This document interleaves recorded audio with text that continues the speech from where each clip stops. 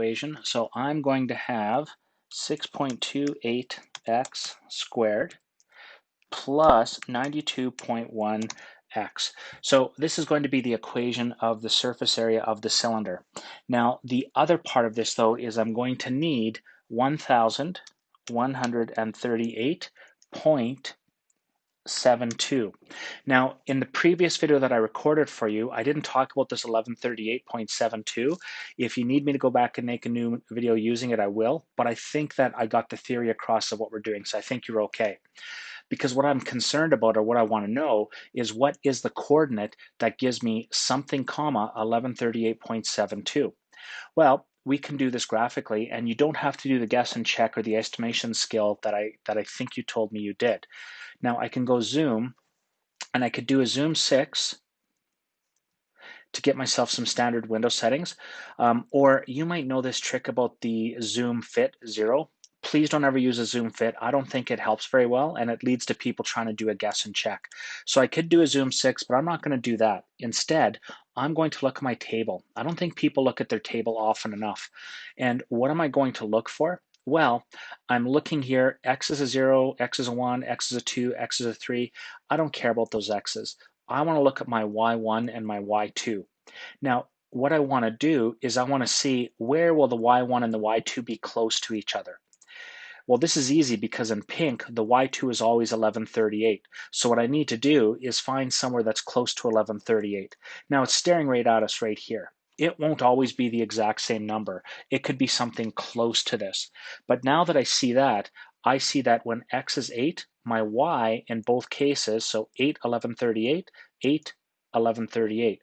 The coordinate is the same there. What that means is I need to have an x that's going to be a little bit more than 8, and I need to have a y that's going to be a little bit more than 1138. So go to my window, and where does putting an 8 for the x make sense? In the x max. So I could put an 8 here or something more. In other words, let's leave that as a 10.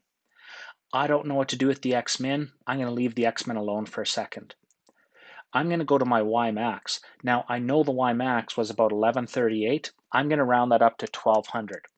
1200 just seems like a relatively good number to pick. It seems to me that it's close to 1138. You might be thinking something like 1150. That's fine as well. Again, I'm not going to worry about the y min just yet. I've got a reasonably good x max and a reasonably good y max. I got those from looking at the table where I had a coordinate that was pretty similar. And now let's see what this graph looks like. Okay, so I've done that. Now, I don't really care about the rest of the graph here, right? I don't care about this negative part. So this truthfully might be enough for you to go second, calculate number 5 for intersect. But let's just stick with this one a bit and see if I can give you some graphing skills that'll help improve your graphing ability with the calculator. I can see the curve goes down, the parabola, and I need to see more of the parabola over here somewhere on the left, on the x min. I'll go to my x min, and let's make that something else. What is the something else? If I don't know what number to use, I scroll to the end of it, and I do the times 2 rule. There's no such rule called the times 2 rule. That's just a Vassus thing I made up. But if you double something, you'll get to the number you're looking for pretty quickly. I push graph. That looks like that's going to work for me. Although it does look like there's a little bit more over here. So I'll go back and I'll do the times 2 again. And let's go ahead and push graph. There we go, that looks just fine. Now see all these little ticks here? If I go to the window, those little ticks, that's the x scale, it's counting by 1. I don't like that. If you had to count to 10 or negative 40, or just pretend that's a positive 40, if you had to count to 40, what would you count by? Yeah, you might count by 5s, 5, 10, 15, 20, or you might count by 10s. So I'm going to make the x scale a 10. Basically, my scale for me is what would I count to if I was counting in multiples to get to 10 or 40. Look now when I push graph. Those ticks are a lot nicer to work with, aren't they? Well, I've come this far. I think I'm going to go a little bit further. I'd like to see the bottom of this graph. So I'll go to my window. Now, I'm not going to do the times 2 thing here because this is 1200. And so if I go times 2, I'll show you. You see pretty quickly that doesn't do a lot to help me. So when I get really large numbers like this, I think I'm going to do something like go about half of that. But let's use a negative sign. Now, I'm sorry, I don't have a better reason for why I used about half of that. It's just sort of instinct. That seems like a good number to use. So I've got a pretty good looking graph here that I can work with. And if I go second calc 5 and I scroll over here, I get a negative number. But in the previous video, I talked about why a negative number is no good. This means if we had a negative radius of 22.6, which we'll never be able to make, but if we did have a negative radius, this would be our area. But we're interested in the other intersection point. Second calc, number 5. We're going to scroll all the way over. Now, if you don't like scrolling along your graph, push up or down, and it puts you on the other curve. And it's a lot closer to go this way.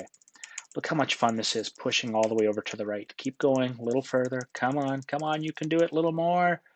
And there we go. That's close enough. Enter, and it brings the other cursor pretty close as well. Enter, enter, and there we go. We see we have x 1138. And as I explained in the other video, we know that a radius of 8 gives us an area of 1138.72. So you don't have to do any guessing. You can use the second calc, second trace if you want, number 5 intersection. I think it was the window settings that gave you the most difficulty with this one. Still, if the first video I did where I completely forget to talk about the 1138 doesn't make sense to you, let me know and I'll make a new one. Or if you want to see me take this one in a different approach, I can do that as well. Hopefully though, with these 2 videos, I've given you enough to work with. And I hope by giving you 2 separate videos, you don't have to go back and watch 10 minutes. You can watch just whichever one you need to for as much as you need to. All right, good luck.